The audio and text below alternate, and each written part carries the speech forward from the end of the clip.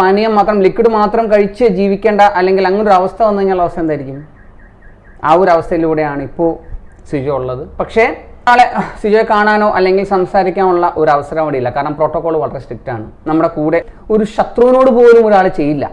ഒരു സുഹൃത്താണെന്ന് പറയുന്നു, എന്നെ നല്ല സുഹൃത്താണെന്ന് പറയുന്നു, ആ സുഹൃത്തിനോടൊക്കെ ഇങ്ങനെ ചെയ്യാനായിട്ട് എങ്ങനെ സാധിക്കുന്നു എന്ന് മനസ്സിലാവുന്നില്ല.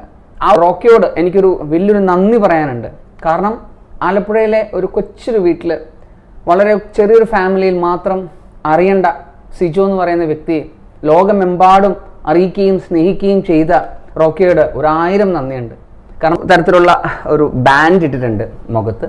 സോ ബാൻഡ് മീൻസ് ഈ വായ അധികം എപ്പോഴും സംസാരിച്ചു കഴിഞ്ഞാൽ അത് വേദന ആവാതിരിക്കാനും ബ്ലീഡിങ് വരാതിരിക്കാനും ഒരു ചെറിയൊരു ബാൻഡ് ഇട്ടിട്ടുണ്ട്. അത് പ്രൊട്ടക്ഷൻ. സോ ഹായ് ഫ്രണ്ട്സ്, സിജോയുടെ അസുഖത്തിൻ്റെ അപ്ഡേറ്റ് തരാമെന്ന് കരുതിയാണ് വീഡിയോ എടുക്കുന്നത്. സാധാരണ നമുക്ക് 3 നേരം ആഹാരം കഴിക്കുന്ന ആളുകളാണ്, 4 നേരം ആഹാരം കഴിക്കുന്ന ആളുകളാണ്. ഈ ആഹാരത്തിന് പകരം വെള്ളവും ജ്യൂസും മാത്രം കുടിച്ച് ജീവിക്കുന്ന ഒരു അവസ്ഥയെക്കുറിച്ച് നിങ്ങൾക്ക് ചിന്തിക്കാൻ സാധിക്കും.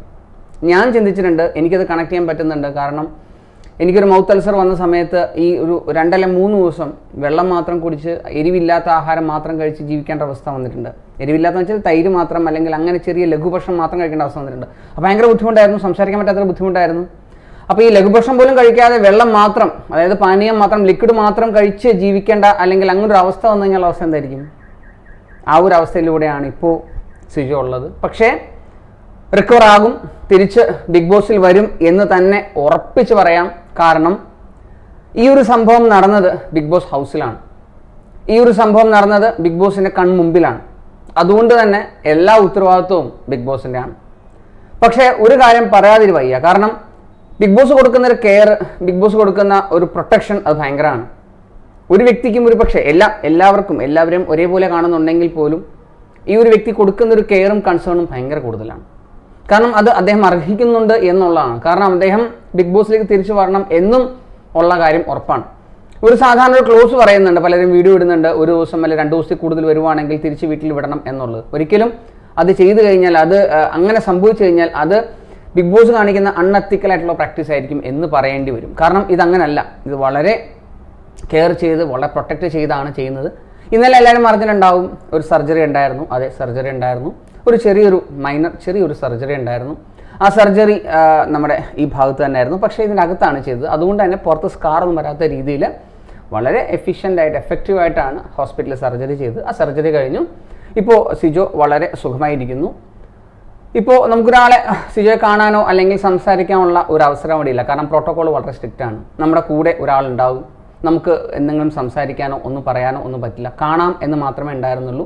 ഒരു മോറൽ സപ്പോർട്ട്, നമ്മളെ ആരെങ്കിലും കാണുമ്പോൾ കിട്ടുന്നൊരു മോറൽ സപ്പോർട്ട് ഭയങ്കരമാണ്. ആ ഒരു മോറൽ സപ്പോർട്ട് കിട്ടാൻ വേണ്ടി മാത്രമാണ് അവിടെ പോകേണ്ടി വന്നത്. അങ്ങനെ ആ ഒരു സംഭവം കഴിഞ്ഞു. വളരെ പ്രൊട്ടക്റ്റഡ് ആയിട്ടുള്ള ഒരു സാഹചര്യമായിരുന്നു. വളരെ പ്രൊട്ടക്ഷനും വളരെ നല്ല രീതിയിലുള്ള കെയർ കിട്ടുന്ന ഒരു സാഹചര്യമായിരുന്നു. സോ സിജോ തിരിച്ചു വരണമെന്ന് ആഗ്രഹിക്കുന്ന, സിജോയെ പ്രാർത്ഥിക്കുന്ന ആളുകൾക്കൊക്കെ ഒരു വലിയൊരു ആശ്വാസമായിട്ടുള്ള വാർത്തയാണ്. സിജോ ഉറപ്പായും തിരിച്ചു വരും. അത് നാളെ വരും, മറ്റന്നാൾ വരും എന്നുള്ളതല്ല. ഈ ഒരു ആഴ്ചകളിൽ തന്നെ ഒരു ദിവസം നിങ്ങൾക്ക് ഉറപ്പായിട്ടും പ്രതീക്ഷിക്കാം. എനിക്കൊരു കറക്റ്റ് ഡേറ്റ് പറയാനായിട്ട് അതിനുള്ള അനുവാദം ഇല്ലാത്തതുകൊണ്ടാണ് ഞാൻ പറയാത്തത്. പക്ഷേ ഒരു കാര്യം ഉറപ്പാണ്, തിരിച്ചു വരും എന്നുള്ള കാര്യത്തിൽ 100% ഉറപ്പാണ്. അതിലൊരു ശതമാനം പോലും ഞാൻ പിന്നോട്ട് പോകുന്നില്ല. അല്ലെങ്കിൽ എനിക്ക് വേണമെങ്കിൽ പറയാം, സാധ്യത കൂടുതലാണ് വരാൻ ചിലപ്പോൾ എന്നുള്ള രീതിയിൽ. അങ്ങനെ ഒരിക്കലും പറയില്ല. പിന്നെ ഈ ഒരു സംഭവം നടന്നത് ഒരു വ്യക്തിക്ക് മനഃപൂർവ്വം ആയിട്ട് ഒരാളെ ഉപദ്രവിക്കണം എന്നുള്ള കാഴ്ചപ്പാടിൽ മാത്രം ചെയ്തൊരു സംഭവമാണ്. ഒരു സംശയമില്ല. കാരണം ഒരു സാധാരണ ഇപ്പം ആ ഒരു ബിഗ് ബോസ് ഹൗസിൽ ഉള്ളത് തന്നെ കുറേ ആളുകളുടെ ഒരു ഉദാഹരണം എടുക്കുമ്പോൾ ഋഷി എടുത്തോളൂ, അല്ലെങ്കിൽ ഒരു പക്ഷേ വേറെ ഏതെങ്കിലും സ്ത്രീകളാണ്. സ്ത്രീകളെ എങ്ങനെ ആക്രമിക്കില്ല എന്ന് നമുക്ക് വിചാരിക്കാം. പക്ഷേ ഋഷിയെ പോലെ ഒരാളാണ് അവിടെ നിൽക്കുന്നതെങ്കിൽ ഒരു പക്ഷേ അയാൾ വല്ല ബ്രെയിൻ ഡാമേജ് വരികയോ അല്ലെങ്കിൽ ഒരു പക്ഷേ മരണപ്പെടാൻ വളരെ സാധ്യത ഉള്ള തരത്തിലുള്ള പഞ്ചാണ് അദ്ദേഹം ചെയ്തത്. ആ ഒരു പഞ്ച് ഒരിക്കലും ഒരു ശത്രുവിനോട് പോലും ഒരാൾ ചെയ്യില്ല. അതാണ് ഏറ്റവും വലിയ നമുക്ക് വേദനിപ്പിക്കുന്നൊരു കാര്യം. നമ്മുടെ ഒരു വർഷങ്ങളായിട്ട് ശത്രുവായിട്ടുള്ള ഒരാളോട് പോലും ചെയ്യാത്തൊരു ക്രൂരത ഒരാൾ ചെയ്യുക എന്ന് പറയുമ്പോഴത്തേക്ക് അത് എന്ത് മാനസിക നിലയാണ് എനിക്ക് മനസ്സിലാവുന്നില്ല. അപ്പോൾ ഒരു സെലക്ഷൻ ചെയ്യുമ്പോഴത്തേക്ക് എന്ത് സൈക്കോളജിക്കൽ ടെസ്റ്റാണ് അവിടെ നടന്നത് എന്ന് എനിക്ക് മനസ്സിലാവുന്നില്ല. അപ്പം ഒരു സുഹൃത്താണെന്ന് പറയുന്നു, എന്നെ നല്ല സുഹൃത്താണെന്ന് പറയുന്നു, ആ സുഹൃത്തിനോടൊക്കെ ഇങ്ങനെ ചെയ്യാനായിട്ട് എങ്ങനെ സാധിക്കുന്നു എന്ന് മനസ്സിലാവുന്നില്ല.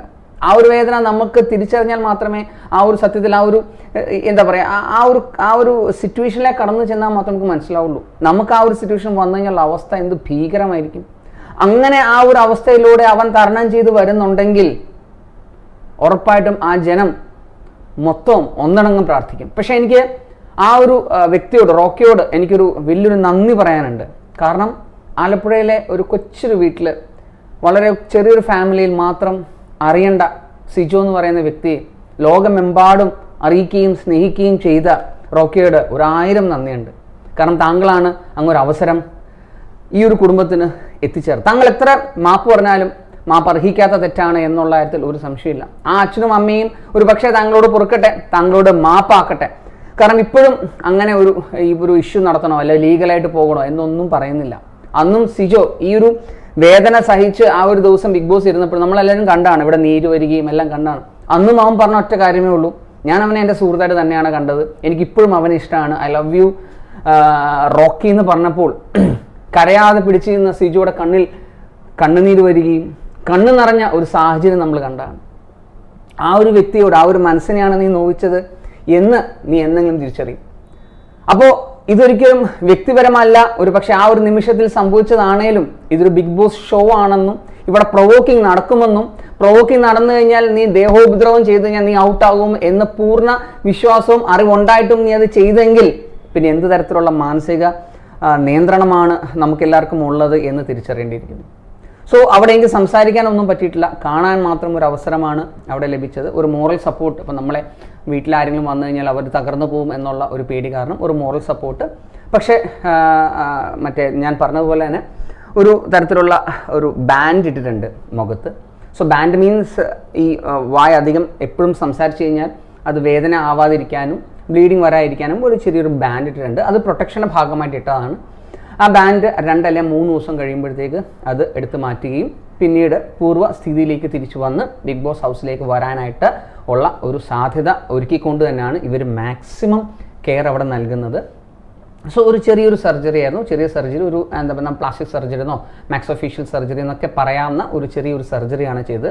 ആ സർജറി വളരെ സക്സസ്ഫുൾ ആയിരുന്നു. സിജോയ്ക്ക് സംസാരിക്കാം, നടക്കാം, എല്ലാം ചെയ്യാം. പക്ഷേ പ്രൊട്ടക്റ്റഡ് ആണ്, വാ മൂടി ഇങ്ങനെ വെച്ചിരിക്കുകയാണ്. സോ ഒരു പുതിയ മുഖമായി, പുതിയൊരു എന്താ പറയുക കാഴ്ചപ്പാടുമായി ഉറപ്പായിട്ടും നമ്മുടെ എല്ലാം സ്വന്തം സ്നേഹമുള്ള, മറ്റുള്ളവരെ സ്നേഹിക്കുന്ന, മറ്റുള്ളവരെ കെയർ ചെയ്യുന്ന സിജോ തിരിച്ചു വരും എന്ന് തന്നെ പറയാം. ഞാൻ നേരത്തെ പറഞ്ഞ അതേ വാക്ക് തിരിച്ചുപയോഗിക്കുകയാണ്. 3 ദിവസം കഴിഞ്ഞിട്ട് ഒരു ഉയർത്തെഴുന്നേൽപ്പുണ്ടെങ്കിൽ ഉറപ്പായിട്ടും ഈസ്റ്ററിൻ്റെ അന്ന് സിജോയെ നമുക്ക് കാണാൻ സാധിക്കും എന്ന്